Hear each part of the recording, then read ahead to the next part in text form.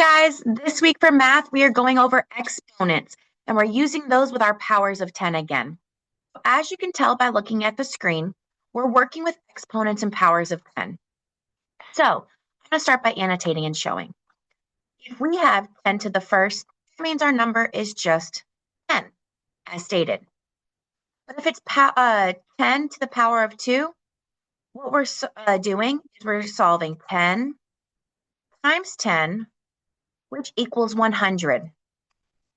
And we're using that as we talk about 10 times greater.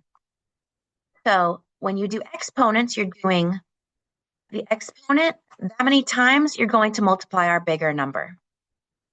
So 10 to the third would be 10 times 10 times 10, and so on. We won't go higher than 10 to the fifth in fifth grade, but the students need to know that that exponent tells us how many times to multiply our bigger number. Now, you might be wondering, why are we using exponents in fifth grade? And that's a great question. Now, in fifth grade, when we talk about 10 times greater, we've talked about, like we said last week, sorry guys, we talked about last week how we're going 10 times greater. And then if it's 2 jumps, it's 100 times greater. 3 is 1,000 times greater, so on. So if we have, for example, a problem that says 5 and 4/10, we are multiplying it by 10 to the power of 3. What that means is we're doing 5 and 4/10, and multiplying it times 10 times 10 times 10, which in all is equal to 1,000. So we're starting with 5 and 4/10. We're going to shift to the left because left makes more. And we're going 3 times because 1,000 is 3 jumps in place value. So 1, 2, 3 are 5 ends in the thousands. 1, 2, 3, 4 ends in the hundreds. And then everything before the decimal becomes a 0.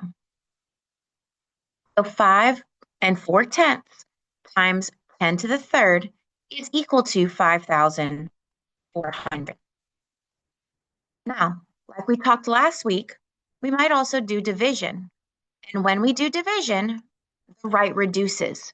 So we move to the right within our problem. So if we have 5 and 4/10, and we're dividing by 10 to the third, we're going to do 5 and 4/10. We're dividing by 1,000 still, which means we are moving 3 times in place value.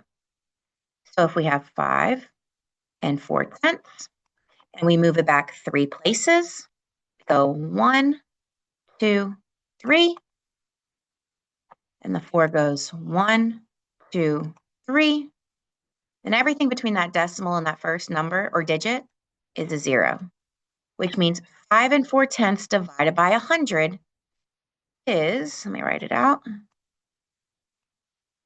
54/10,000ths. Now, I know this builds on what we talked about last week, but the importance is that students are learning those exponents and how many places that means they are jumping in place value. Now, if you have any questions, please reach out to your teacher. Thank you.